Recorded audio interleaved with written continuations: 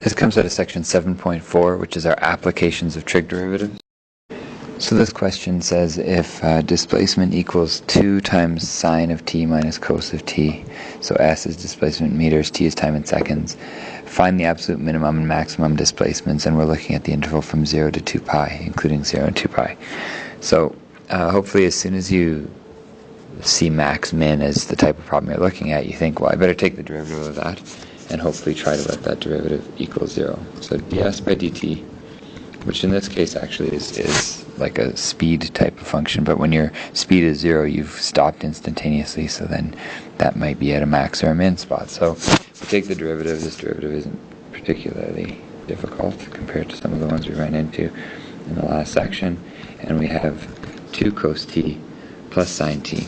Now if I let that equal to 0, initially it looks really hard to solve because it's got a cos and a sine in it, but if I start by saying, well, 2 cos t equals negative sine t, I can divide and maybe say negative 2 equals tan of t, remembering that sine t over cos t is tan. So I'm looking for a spot where tan t equals negative 2, and I'm looking from 0 to 2 pi. So basically I'm looking once around the unit circle. If I think about the Castro, I have 2 quadrants where tangent is negative. So I'm looking at 2 possible places where tan is negative, one being in quadrant 2 and one being in quadrant 4. So looking at quadrant 2, first of all, if I have tan as negative 2, I could draw myself a little diagram here and say, well, the ratio of opposite over adjacent must be 2 over 1. So one way to set this up would be this way, and in that quadrant I'd have to have a negative here, and that's why it's negative 2. Now if you do Pythagoras and say a squared plus b squared equals c squared, you'll find that this side needs to be root 5. So in other words, sine of t in this case is 2 over root 5, cos of t is negative 1 over root 5, etc. So I can actually use those values.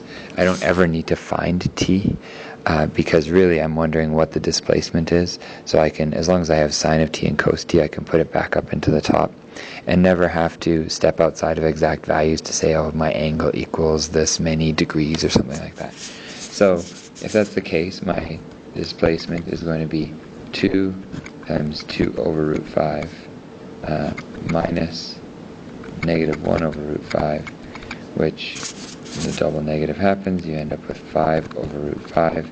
If you rationalize it, you just get root 5 meters. So at this particular time, whatever the time is, we have a displacement of 5 meters. So we're root 5 meters, and it might be a min, might be a max. Let's take a look at the quadrant 4 answer.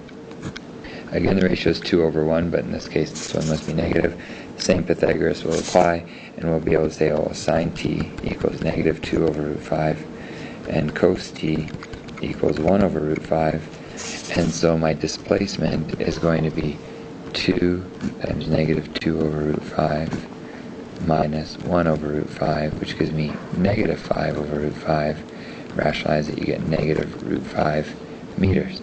So clearly lower than the other one. The only things I would have left to check would be what's the displacement at 0, time equals 0, what's the displacement at 2 pi, because those are the end points of my interval. And so if I check those out, I'm going to have 2 times sine of 0 minus cos of 0, which ends up giving me 0 minus 1 equals negative 1. 2 pi gives me the exact same thing, and so not a max or a min. Our absolute max, is root 5 meters, and our absolute min is negative root 5 meters on this interval from 0 to 2 pi. But mainly it's the idea of recognizing that you have a max-min problem to solve, take the derivative, let it equal 0, and see what you can do to solve it from there.